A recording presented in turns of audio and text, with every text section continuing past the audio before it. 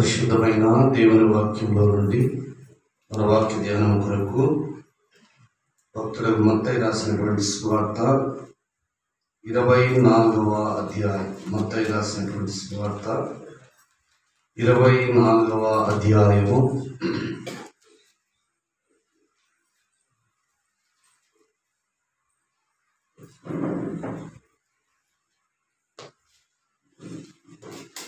3వ వచనం నుండి దాదాపు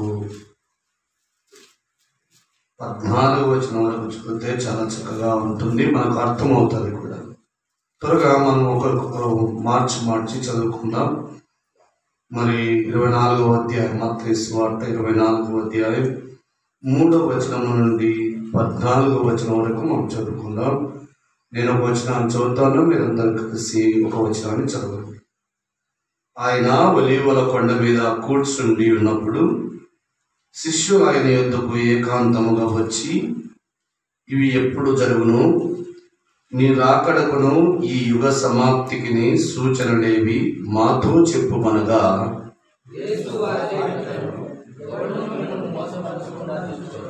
అనేకులు నా పేరట వచ్చి నేనే క్రీస్తులని చెప్పి పలువురిని మోసపరిచెదరు.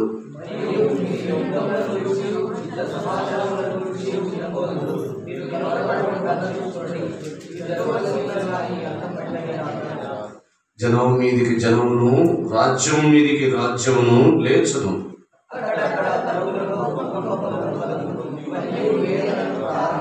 అప్పుడు జనులు మిమ్మల్ని శ్రమల పాలు చేసి చంపెదరు. మీరు నా నామము నిమిత్తము సకల జనముల చేత ద్వేషింపబడుదురు.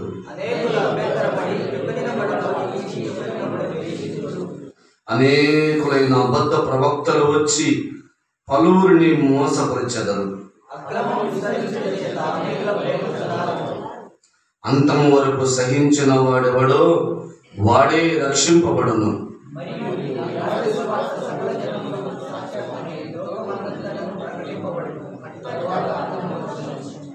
చిన్న ప్రార్థన చేస్తా.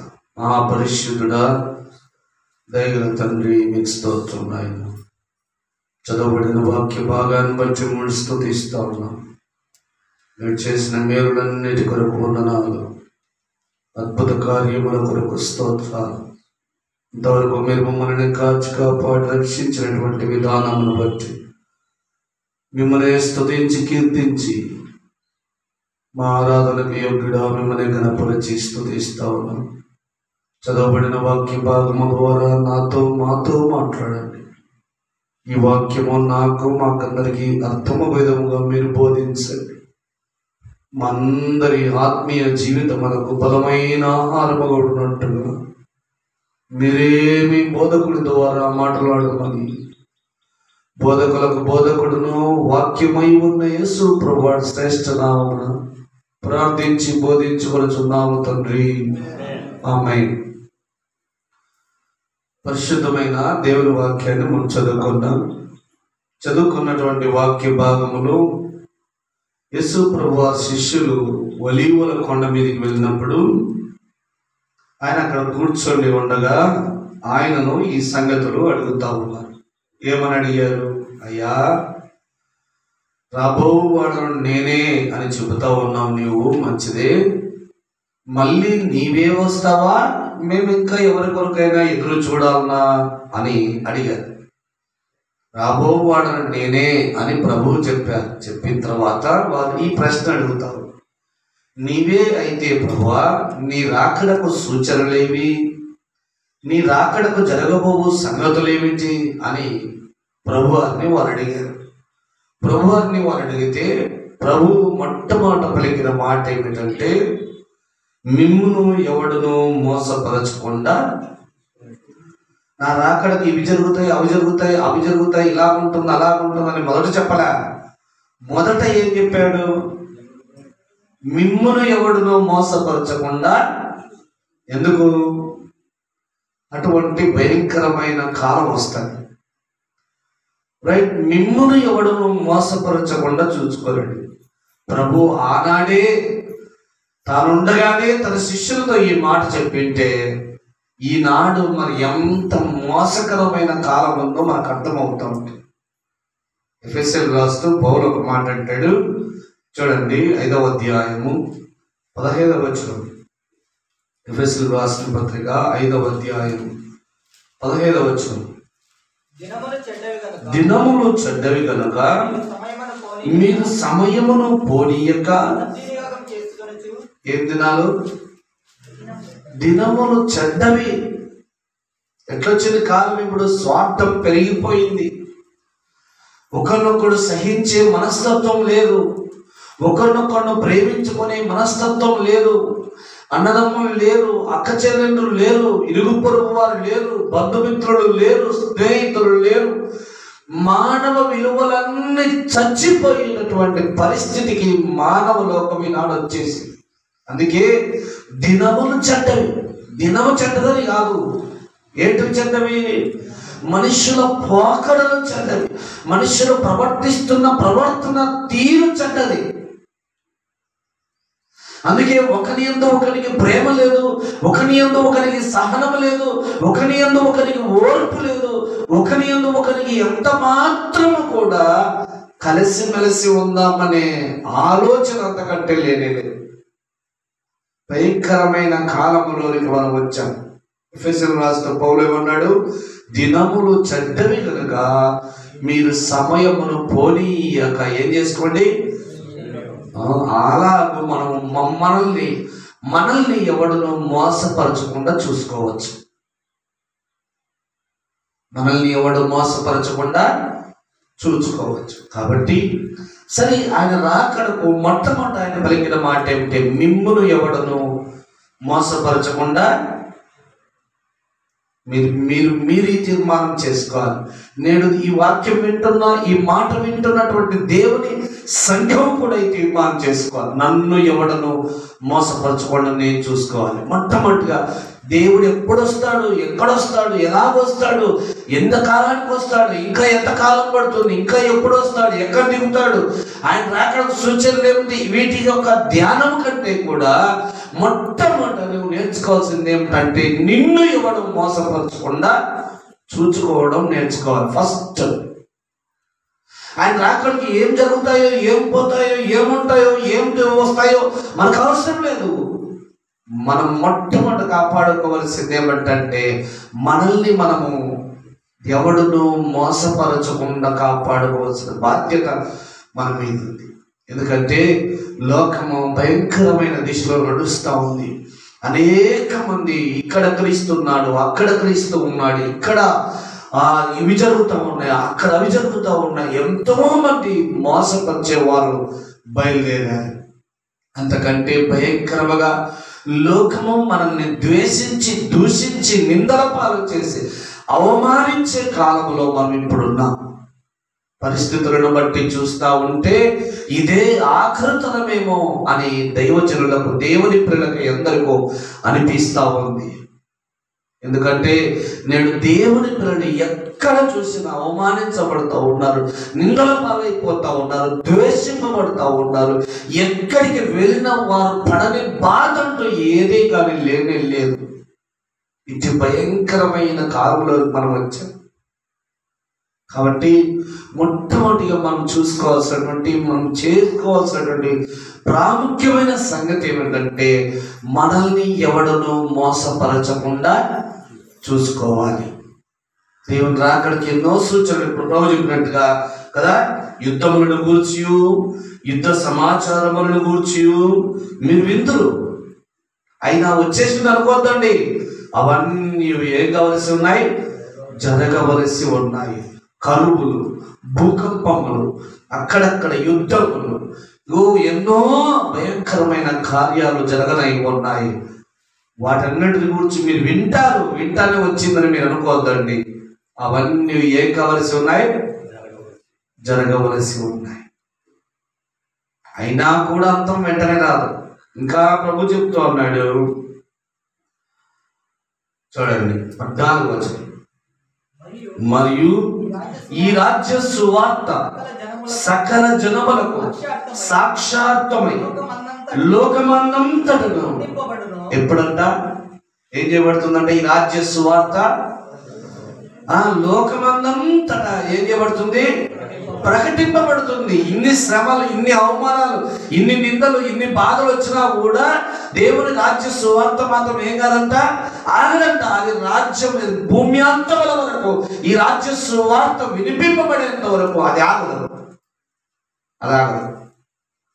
కాబట్టి ఈ రాజ్యం అంతా, ఈ రాజ్య సువార్త భూలోకమంతా వినిపింపబడిన తర్వాత అప్పుడేమొస్తుందంట చూడండి, అటు తరువాత యుద్ధాలు, భూకంపాలు, కరువులు, కాటకాలు, ద్వేషాలు, పగలు, రాగద్వేషాలు, అసూయలు, మద్దతులు, ఎన్నో పాపముతో కూడిన భయంకరమైన కార్యాలు ఇవన్నీ జరుగుతూ ఉన్నప్పటికీ లోకమందు రాజ్య సువార్త భూలోకము ఈ చివర నుండి ఆ చివర వరకు రాజ్య వార్త వినిపింపబడేంత వరకు దేవుని రాకడ లేదు. కానీ ఎప్పుడైతే ఈ దేవుని వార్త భూలోకమందంతా విస్తరింపబడుతుందో అటు తరువాత ఏమొస్తుందంట? ఎందుకు?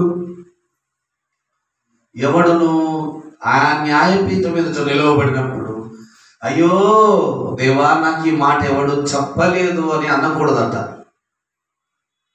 ఏమనకూడదు? ఈ మాట నాకు ఎవరు చెప్పలేదు, నీవు నా పాపముల కొరకై మరణించావని, నీవు నా దోషముల కొరకై నీ ప్రాణం పెట్టావని, నువ్వు నన్ను క్షమించి నీ బిడగా చేసుకున్నట్టు ఈ లోకానికే నన్ను రూపుదారిగా వచ్చావని నాకు ఇంతవరకు ఎవడు చెప్పలేదయ్యా అని ఆయన న్యాయపీఠం మీద ఎవడు చెప్పకూడదట్లుగా ఈ రాజ్య సువార్త లోకమందంతటా విస్తరింపబడిన తర్వాత, లోకంలో ఉన్న ప్రతి మానవుడికి ప్రకటింపబడిన తర్వాత అటు తరువాత ఏమొస్తుంది? అంతము వస్తుంది. అంతవరకు నీవు నేను ఏం చెయ్యాలయ్యా? ఎవడును మనల్ని మోసపరచకుండా ఏం చేసుకోవాలి? ఎవడును మనల్ని మోసపరచకుండా చూసుకోవాలి. అందుకే మన ప్రభు ప్రకటన గ్రంథంలో కూడా కొన్ని హెచ్చరికలు చేశాడు. ఒక 3 హెచ్చరికలు మాత్రం నేను చూపించి త్వరగా ముగించేస్తాను. చూడండి, ప్రకటన గ్రంథంలోకి రండి.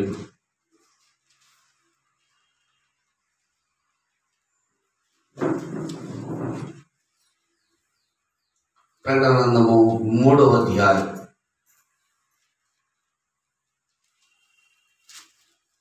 11వ వచనం. నేను త్వరగా వచ్చుచున్నాను, ఎవడును నీ కిరీటము నపహరింపకుండునట్లు నీకు కలిగిన దానిని గట్టిగా ఏం చేయాలంట?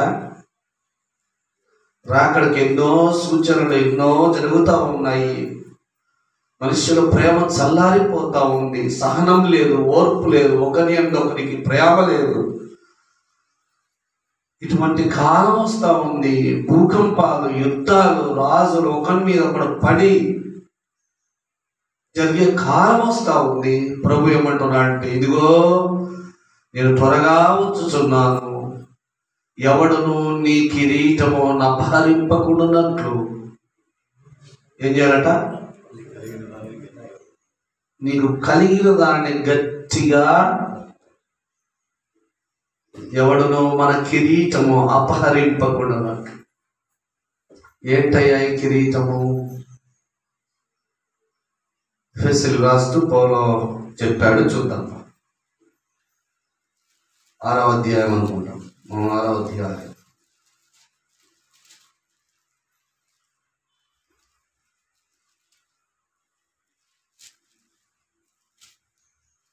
13, 14 వచనాలు.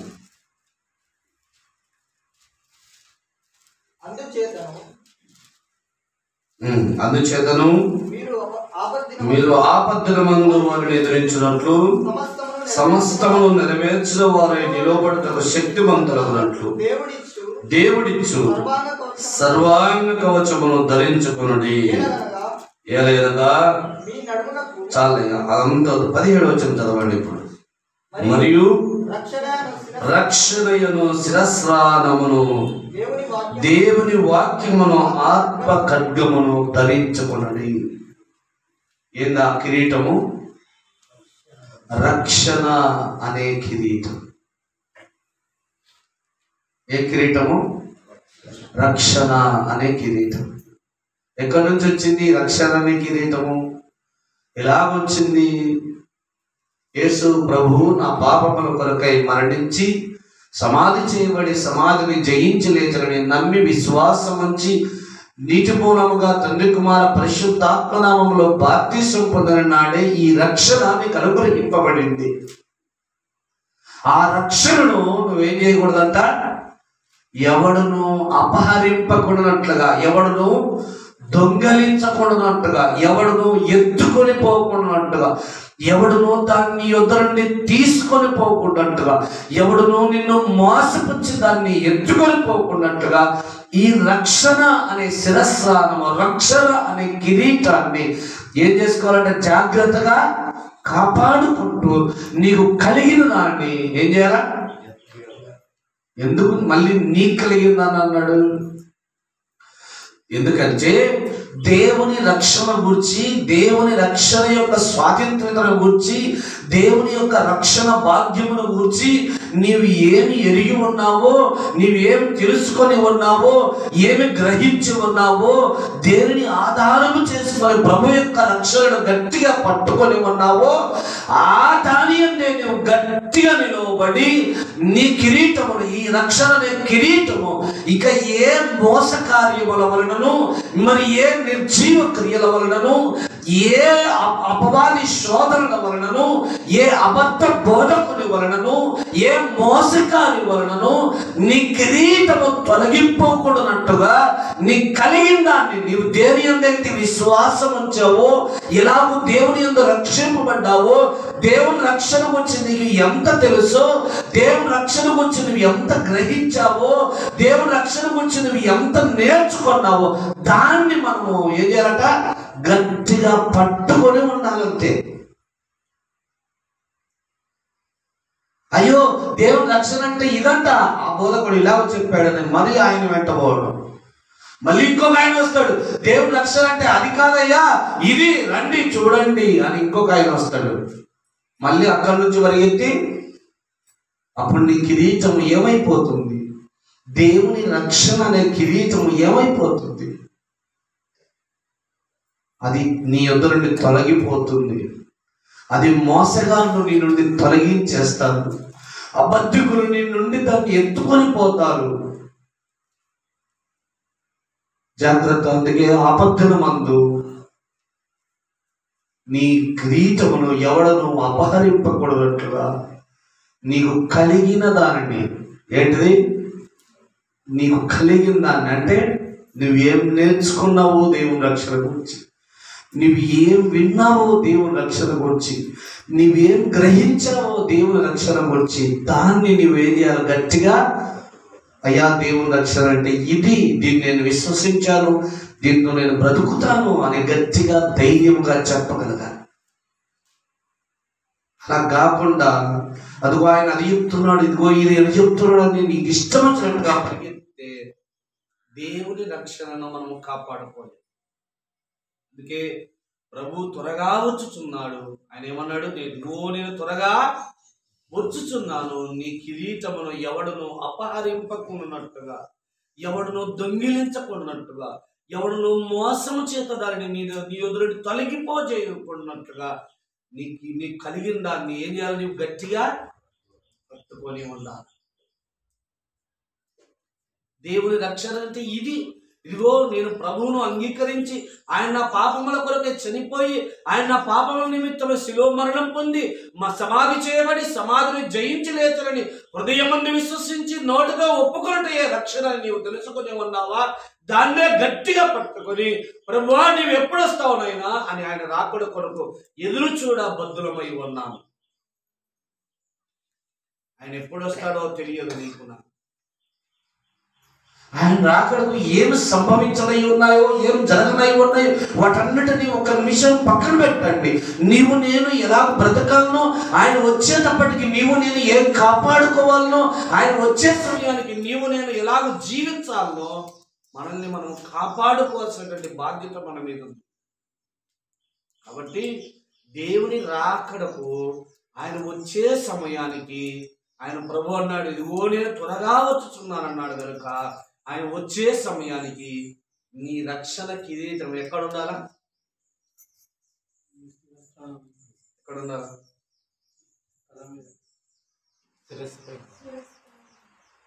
నువ్వు శిరస్నానంగా దాన్ని గట్టిగా ధరించి పట్టుకొని ఉండాలి.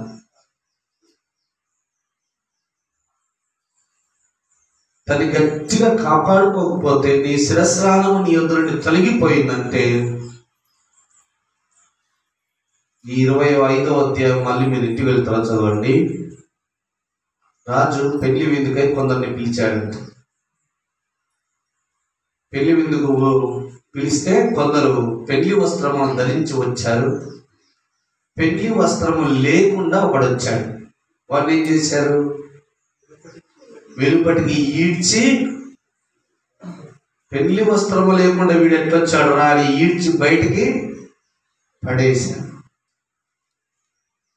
కాబట్టి దేవుని యొక్క రక్షణ నీవు కాపాడుకోకపోతే, ఆనాడు దేవుని ఎదుట నీవు నిలవబడ్డప్పుడు ఆయన రక్షణ కిరీటము, ఆ రక్షణ శిరస్నానము నీ తల మీద లేకపోతే ఏం చేయబడతావు? నీవు కూడా ఆడదంటే కిందికి ఆడో అగాధమిగా, దానికి అడుగంటూ లేదు.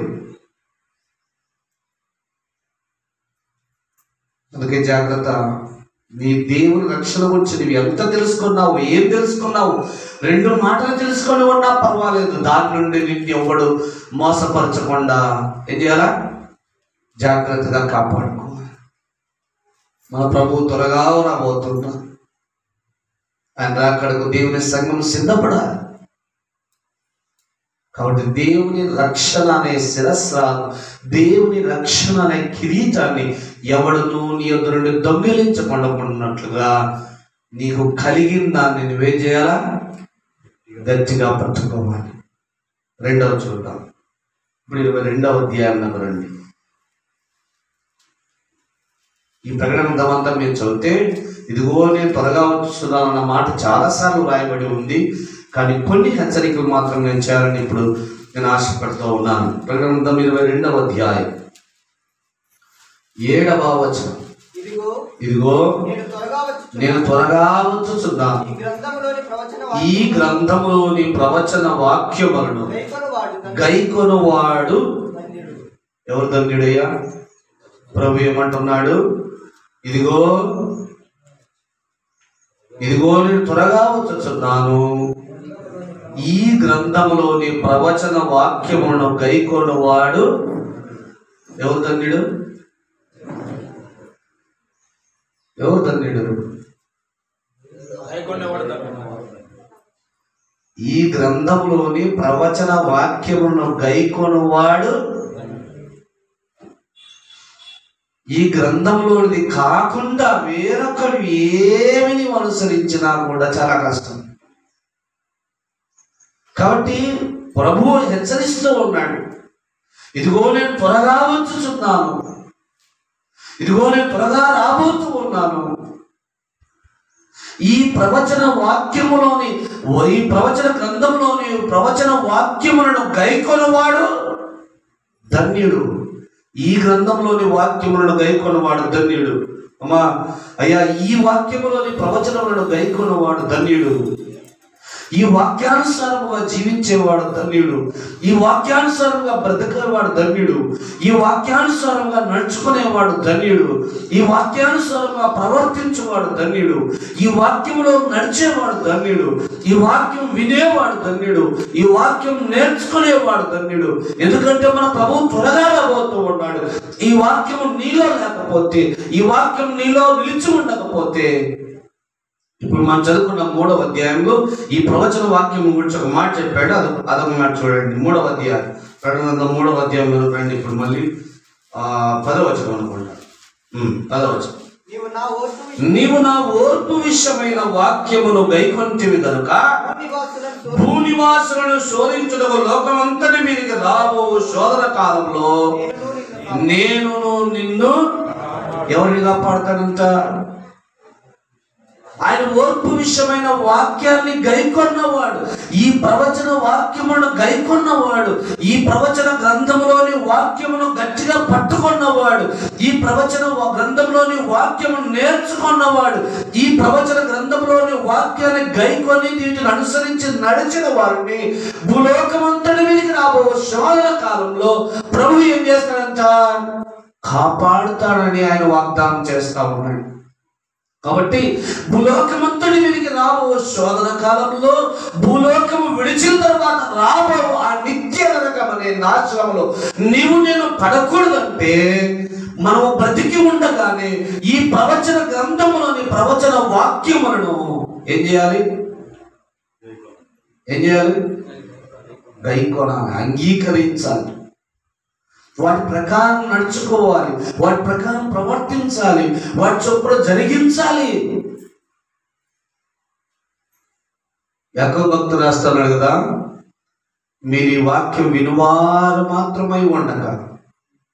చదవండి ఒక మాట.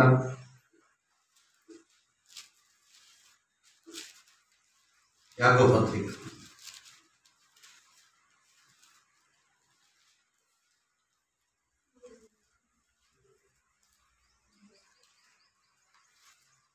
22వ వచనం, మొదటి అధ్యాయం 22వ వచనం.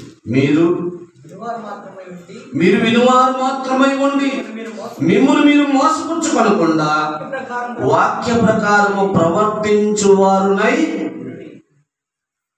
ఏం చేసేవారు కూడా? వాక్య ప్రకారము ప్రవర్తించువారమై ఉండాలి. వాక్యాన్ని, ఈ ప్రవచన గ్రంథంలోని ప్రవచన వాక్యములను గైకొని అంగీకరించి వాటి చొప్పున నడుచుటకు తీర్మానం చేసుకొని బ్రతికే వారముగా ఉండాలి. ఎందుకంటే మన ప్రభు త్వరగా రాబోతూ ఉన్నాడు. ఆయన త్వరగా వచ్చుతున్నాడని నేను వాగ్దానం చేశాను. మన ప్రభువు రాబోతున్నాడమ్మా. కనుక ఈ ప్రవచన వాక్యములోని ప్రవచన వాక్యములను నీవు త్రోసిపుచ్చవద్దు. నీవు ఇదిగో అవి నాకు కాదులే అనుకోవద్దు, అదొక ఆచారంలే అనుకోవద్దు. ఈ ప్రవచన వాక్యములను గైకొను వాడు ఎవరంట? ధన్యుడు. ఈ వాక్యమును గైకొను వారిని భూలోకమంతటి మీదకి రాబో శోధన కాలంలో ప్రభు ఏం చేస్తాడంట? వారిని కాపాడుతానని ఆయన వాగ్దానం చేస్తాం. మరి నీవు నేను మనము భూలోకమంతటి మీదకి రాబో శోధన కాలం నుండి తప్పించబడాలి, విడిపించబడాలని మనం అనుకుంటున్నట్టయితే, నీవు కాపాడబడాలని అనుకుంటున్నట్టయితే ఈ ప్రవచన గ్రంథంలోని వాక్యములను ఏం చేయాలి? గైకొని వాటి ప్రకారం నడుచడానికి సిద్ధపడాలి. మన ప్రభువు త్వరగా వస్తున్నాడు. ఎప్పుడు వస్తాడో తెలియదు. జాగ్రత్తగా ఉంటాం. ఆఖరుగా ఒక హెచ్చరికలను మనం చూసుకొని ముందుకు వెళ్ళిపోతాం. 22వ అధ్యాయం ప్రకటన గ్రంథం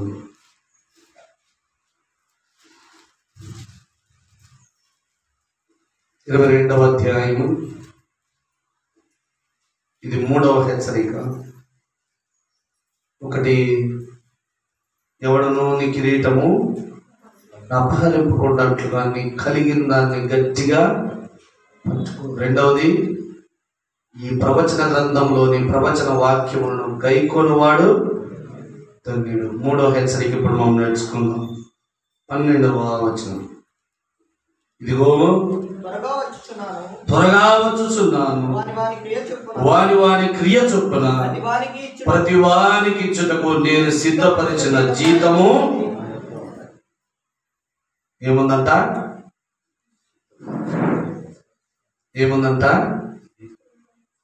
ఏం జీతం?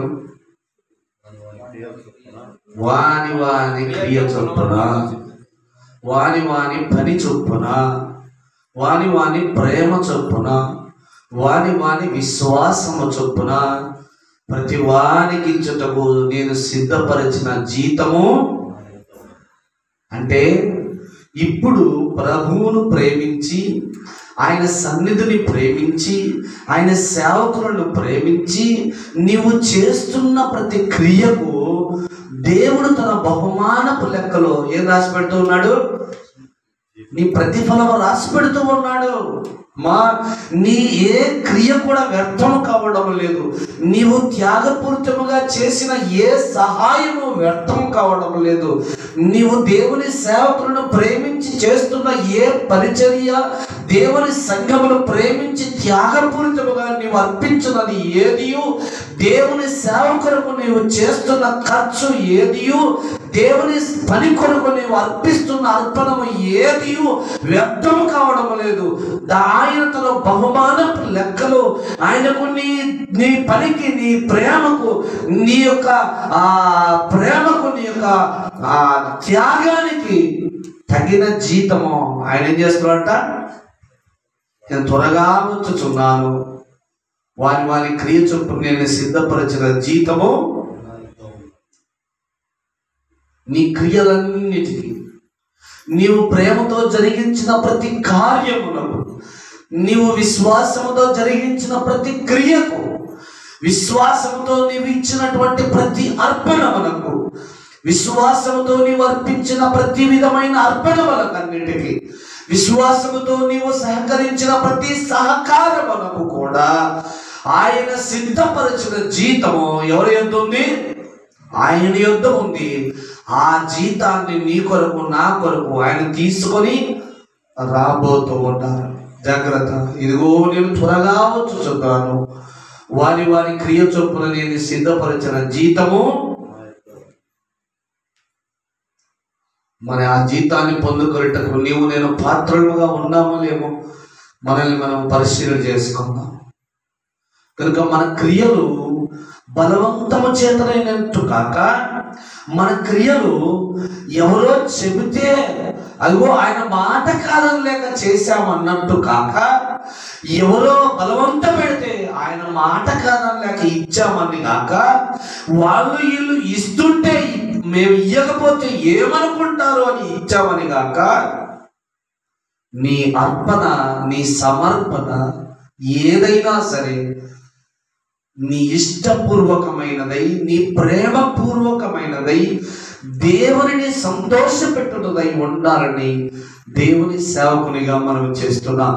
అందువలననే నీకు తగిన జీతము ఆయన సిద్ధపరిచి రాసి ఉంచుతా అన్నాడు. ఏమన్నాడు?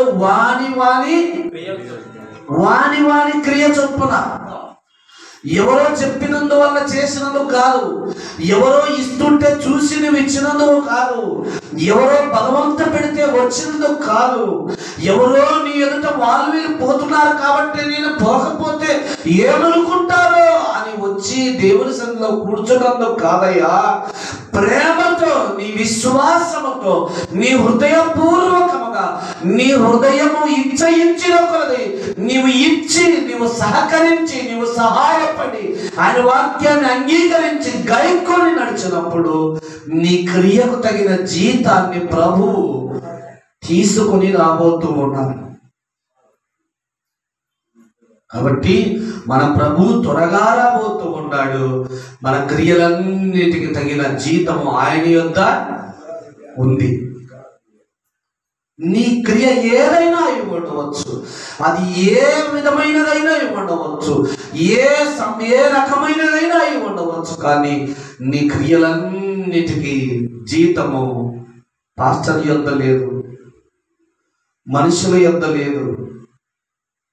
ఇదిగో నీవు వారిని వీరిని చూసి ఇచ్చావే, వారి యొద్ద లేదు. ఇదిగో నీవు వారిని చూసి వీరిని చూసి నేను పోకపోతే ఏమనుకుంటారో అన్నట్టుగా వచ్చావే, దాని వలన జీతం లేదు. నీ హృదయపూర్వకముగా, నీ ఇష్టము ఆ విధముగా నీవు దేవుని సన్నిధిలో ఉన్నట్టయితే ఆ క్రియకు తగిన జీతాన్ని ప్రభు త్వరగా తీసుకొని రాబోతా ఉన్నారు. కాబట్టి ప్రభు ఎప్పుడొచ్చునో మనకు తెలియదు కనుక ఆయన త్వరగా రాబోతున్నాడని విశ్వసించి నమ్మి మొట్టమొదటి ఏం చేయాలా? మనల్ని ఎవడనో మోసపరచకుండా చూసుకోవాలి. 2, మనకు కలిగిన దానిని ఏం చేయాలా? కలిగిన దాన్ని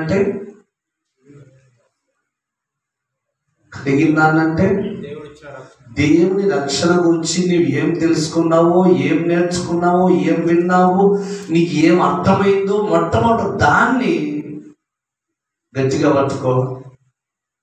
లేకపోతే ఎవడొచ్చి నీ కిరీటాన్ని ఎత్తుకుపోతాడో నీకు తెలియదు. యాడ నీ కిరీటాన్ని పోగొట్టుకుంటావో నీకు తెలియదు. కాబట్టి ప్రభు త్వరగా రాబోతూ ఉన్నాడు. ఎవడును మన కిరీటము అపహరింపకున్నట్లుగా, దొంగిలించకూడనట్లుగా మనకు కలిగిన దాన్ని గట్టిగా పట్టుకోవాలి. మూడవది, ఇదిగో నేను త్వరగా వచ్చుచున్నా. ఈ ప్రవచన గ్రంథంలోని ప్రవచన వాక్యములను గైకొనువాడు ఎవరు ధన్యుడు? ప్రభు వచ్చే సమయానికి ఎవరు ధన్యులు? ఈ గ్రంథమును గైకొని నడుచుకునేవాడు ధన్యుడు. ఈ ప్రవచన వాక్యములను గైకొని అంగీకరించి నడుచుకునేవాడు ధన్యుడు. జ్ఞాపకం చేసుకుందాం. నాలుగవది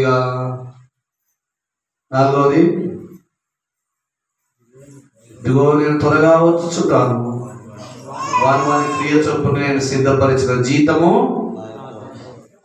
ఏముందంట? ఆయన యొద్ద ఏముంది? మన క్రియలన్నిటికీ, మన పనులన్నిటికీ, మన సహకారం అంతటికి, మన అర్పణములకన్నిటికీ, మన సమర్పణ అంతటికి తగిన జీతము ఎవరి యొద్ద ఉంది? మన ప్రభు దాన్ని తీసుకొని త్వరగా రాబోతూ ఉన్నాడు. ప్రభు ఎప్పుడు వచ్చినా మనం ఎరుగము కనుక మనం పూర్ణంగా సిద్ధపడి మన రక్షణను కాపాడుకొని దేవుని వాక్యాన్ని అంగీకరించి నడిచి మన క్రియలన్నిటికీ ప్రభు తగిన జీతంతో రాబోతున్నాడు కనుక ఆయన ఇవ్వబో శాశ్వతమైన జీతం కొరకు మనం ప్రయాసపడి వారం ఉన్నట్టుగా ప్రభు మనకందరికీ సహాయం చేయగాక. దేవుడి కొద్ది మాటలు మన నిమిత్తమై ఆశీర్వదించును గాక.